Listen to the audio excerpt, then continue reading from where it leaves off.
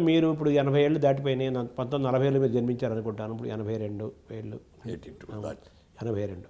ఇప్పటికీ మీరంతో మీ జ్ఞాపక శక్తి అపారంగా ఉంది, కామన్ సెన్స్ ఉంది, సెన్స్ ఆఫ్ హ్యూమర్ ఉంది, ఏకాగ్రత ఉంది, పట్టుదల ఉంది.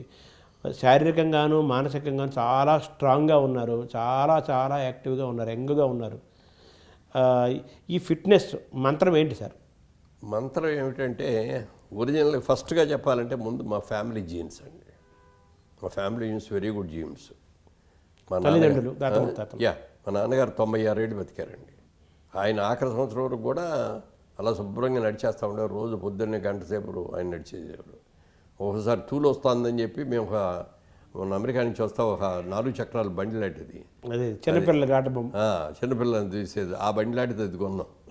దాంట్లో అడ్వాంటేజ్ ఏంటంటే ఎక్కడ కావాలంటే అక్కడ ఆఫ్ చేసి దాంట్లో కూర్చోవచ్చు. అది కూడా ఉంది అవకాశం.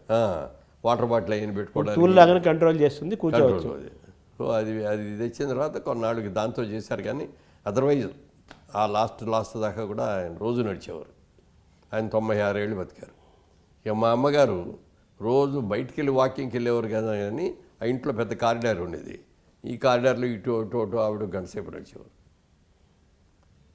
సో ఆవిడకు దాదాపు 100 ఏళ్ళు జీవించారు. 100 ఏళ్ళు 101వ సంవత్సరం రాబోతున్నగా పోయారు. ఒక నెల రోజుల్లో 101వ సంవత్సరం వస్తుంది అనుకున్న టైంలో శత జయంతి చేసుకుంది.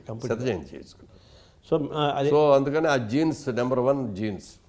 నెంబర్ 2 మన క్రమశిక్షణ. అంటే నేను సినిమా ఇండస్ట్రీకి వచ్చేటప్పుడే అప్పటికే నాకు పెళ్ళయింది, 2 పిల్లలు కూడా. అప్పుడు ఒకటే అనుకున్నా, మనం ఈ టైంలో వెళ్ళి సినిమా ఇండస్ట్రీకి వెళ్ళి అక్కడ ఉన్న ఆకర్షణలు కనుక మనం బలైపోయామంటే నా భార్య పిల్లలు ఏమైపోవాలి?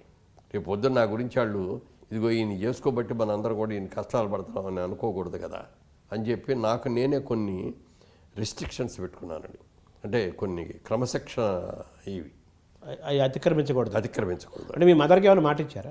ఎవరికీ మాట ఎవరు ఇది నన్ను అడగలేదు, ఎవరికి నేను చెప్పకుండా నాకు నేనే పెట్టుకున్నాను. ఇది ఇండస్ట్రీలో ఉన్నంత వరకు తాగకూడదు, ఇండస్ట్రీలో ఉన్నంత వరకు జోదవాటం కానీ రేసులు ఆడటం కానీ వెళ్ళకూడదు, వ్యభిచారం చేయకూడదు, క్రమశిక్షణతో ఉండాలి.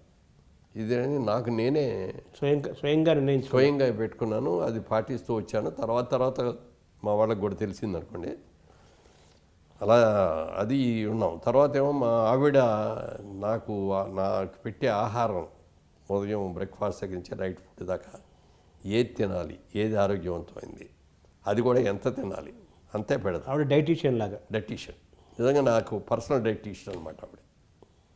అవన్నీ పెట్టడం మూలంగా మిగతా ఆహారం, ఆరోగ్యకరమైన ఆహారం అవన్నీ తినడం మూలంగా ఈ ఫాస్ట్ ఫుడ్స్ తినటం అయ్యి. మీకు ఇష్టమైన ఆహారం ఏంటి సార్? మా ఆవిడ నేను వంట.